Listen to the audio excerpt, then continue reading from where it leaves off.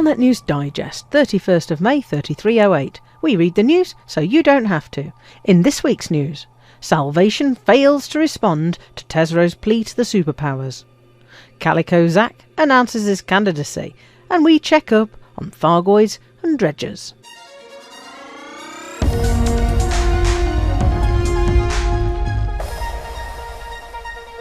Salvation has so far failed to respond to Professor Albert Tesro's appeal to the superpowers to halt their collaboration with the secretive scientist.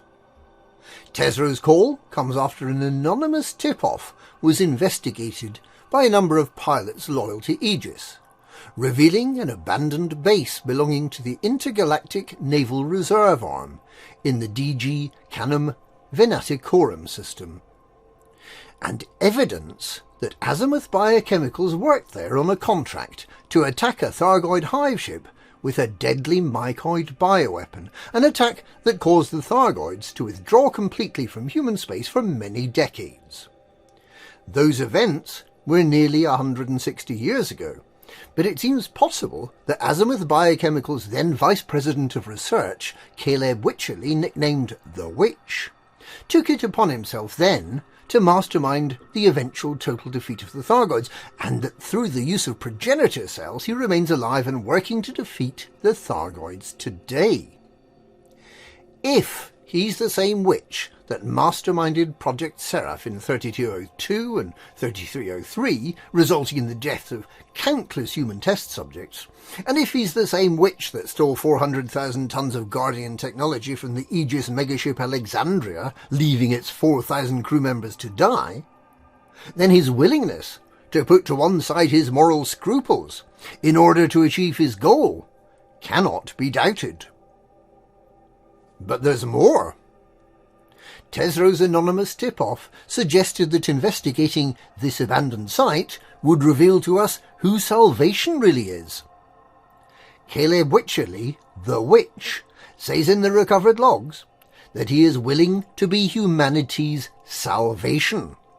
If this is evidence that Salvation is the Witch, then those currently working to help Salvation develop his superweapon may need to examine their consciences and decide whether the techniques employed and the incidental deaths of thousands of humans is justified by the goal of eliminating the Thargoids. It is not at all a clear-cut case. The Thargoids have also caused many thousands of deaths through combat and when they attack starports, but it begins to seem like Salvation might not be quite as honest, quite as upstanding, quite as blameless as he's led us to believe.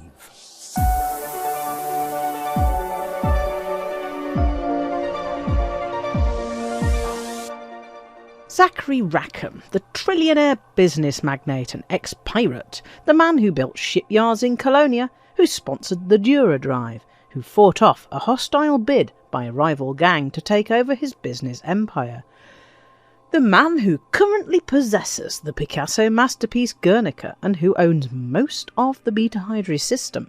The most extraordinary and privileged self-made man, renowned for creating his fortune by ruthlessly exploiting the misfortunes of others, has decided to run for the federal presidency as a representative of the little guy. Announcing his candidacy, Rackham, who is known for naming all his properties and businesses after himself, and who has published a work of autohagiography entitled The Art of the Steal, invoked, as he always does, his alleged early days as a trader in a rusty old sidewinder, days which some believe were spent stealing cargo at gunpoint from other, more honest traders.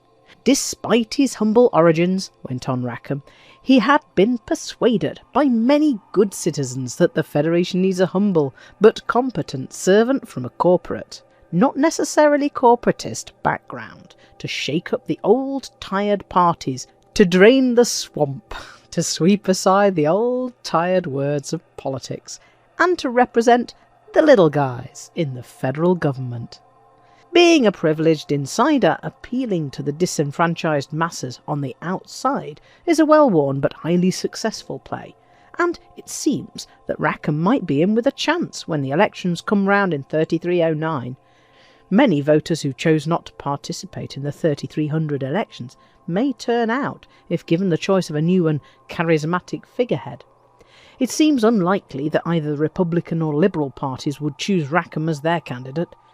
Following the unfortunate death of the Vice President Brad Mitchell, President Hudson is seeking a change in legislation to allow him to stand for another term, and Shadow President Felicia Winters remains popular in Liberal circles. Rackham's choices are likely to be either to form a new party or to stand as an independent candidate. Details are expected to emerge in the coming weeks.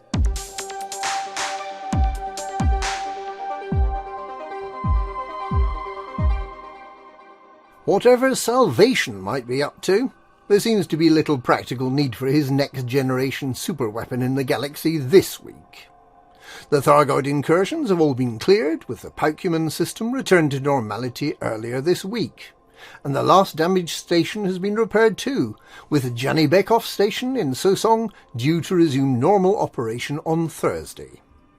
Combat pilots hoping to be surprised by a massive hive ship suddenly appearing in the Pleiades, or for thousands of Thargoids to appear as a massed army on the horizon, will probably be disappointed this weekend, as the Thargoids seem to be having trouble fielding a full team of scouts and interceptors. Unless Salvation decides to lay bait to lure Thargoids to return, it looks like a quiet week ahead. In Dredger news, the Blue Viper Club Dredger has finally disappeared from the Pegasi Sector PN-T C3-14 system, taking with it the mercenaries that had tried, unsuccessfully, to defeat Pirate King Archon Delane. Former Arch-Corsair and Rebel Kay Valentine is believed to have been aboard the Dredger, and former Arch-Corsair and Rebel Vidar Trask was killed in action last week. This leaves Arch-Corsair and Delane loyalist Callan Salamanca as the only Arch-Corsair left in Delane's inner circle of Arch-Corsairs, leaving it less of a circle and more of a straight line. The Artificer clan Dredger in Upaniklis continues to repair the Golconda megaship while carefully leaving the habitation quarters untouched. Vox Galactica reports the reaction of Golcondans on seeing the nearly finished renovations with gleaming new control panels intricately assimilated into the ancient ship's systems. The habitation rings have been fitted with modern life support while maintaining their original character, and the ancient sublight propulsion system has been augmented with a modern megaship-class frameshift drive, giving the Golconda a near-instant 500 light-year jump range. Captain Forrester was reportedly reduced to tears when he saw these improvements. The artificers who have been refitting the Golconda for free as part of their life duty of tech love are described as hurrying about their business, speaking together in rapid dialect as they effect repairs, wearing diagnostic scanners over their eyes, dressed in overalls and laden down with tool belts and equipment. They have accepted the Golcondan's offer of fresh produce, including the famous Apavieti spirit, in recognition of their hard work on the Generation ship. It seems inevitable now that Forrester's choice may soon be abandoned as the Golcondans set out on a new voyage of discovery. And that's this week's Galnet News. Galnet News, we read the longest sentence in the world so you don't have to.